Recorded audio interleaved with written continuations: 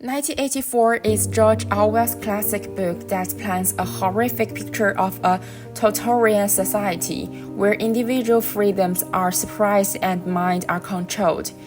I read it with deep conviction and combine it with my dreams to create my own anti-utopia story and 6 books.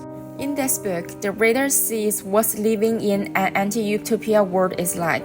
The heroine is an ordinary student living in an unfree country who is consistently required to listen in on the lives of other ordinary people and record comments that may have a reaction bent.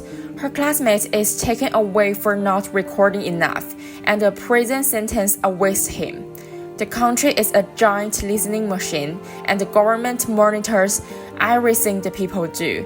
The book is in the form of a journal book, where we can pull the book apart, and it's like the heroine's life unfolds and is revolved to the people. Though this is small whole, we, outside this country story, we see the complete picture of the heroine's life. How does love to survive in the land of the unfree? The heroine hears a couple arguing during a weird type.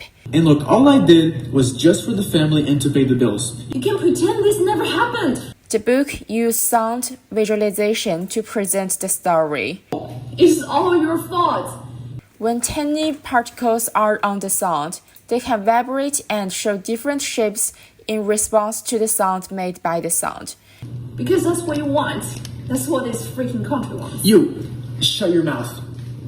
The book records 40 moments of quarrels, and the audience can see the love between the couple fading away like salt on a flat surface. The back of the book shows that the story heroine is listening in, and this salt becomes the bitterness of her life melting into her life. How does the government of an anti-utopia world control our lives? In the heroine's world, not only is freedom of speech not allowed, but also freedom to read and freedom of thought. The government creates its rules and statements, which of course are gibberish and lies. And these rules and statements of the government are like midnight revergence tape, trying to correct and erase people themselves and books. In the beginning, they just cut out what they think needs to be removed, and in the end, the whole book is not worth of existence. How do hypocritical governments create false histories? In this fiction map, viewers can make histories by placing cards randomly, just as the government in the story does. The lettering on these cards is handmade. They represent different meanings, such as war as a flame burning, and the soul as a powder fading away. How will we think, face, and decide when we realize the government's atrocities? After hearing a husband and wife arguing, the heroine's inner voice emerges as hers. Her mind is like a caged butterfly, struggling and longing for freedom. The book used a digital approach to produce sound visualizations. I will not record what I hear, but I will record what I experience in my heart.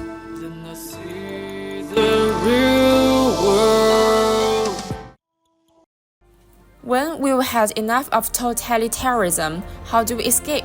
The heroine finally decides to flee her homeland and run to freedom as a paper airplane.